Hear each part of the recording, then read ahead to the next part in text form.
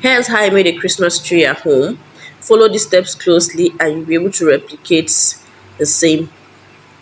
I got cardboard and bucket, and I wrapped the first layer, and then for the next layer I just wrapped carton around around the bucket for the first layer. The next layer I created something like a cone, about 3 or 4 pieces depending on how wide you want or how tall you want your Christmas tree to be.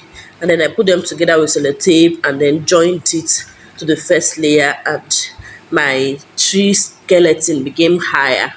And then I got some Christmas gallons. I used a total of 9.5 gallons here. I got 10. I used nine and a half, and I wrapped it round the structure I had built using a hot glue gun.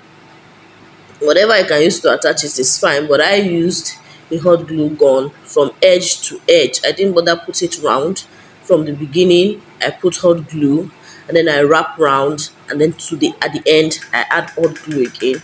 And yes, I added Santa Claus that didn't stay, so I had to change it because baby God do not allow it to rest. Yeah, see him helping me fix the balls on the tree. That's basically how to go about it. Then you decorate with as many accessories as you want. This is baby gold assisting me here, and here's what our final result looks like. If you do this, if you don't tell anybody sincerely, nobody will know. Here's my Christmas light. Nobody will know you made your Christmas tree yourself, and you would have saved a whole lot of costs because Christmas trees are expensive. Isn't this beautiful? Please let me know in the comment section. Thank you.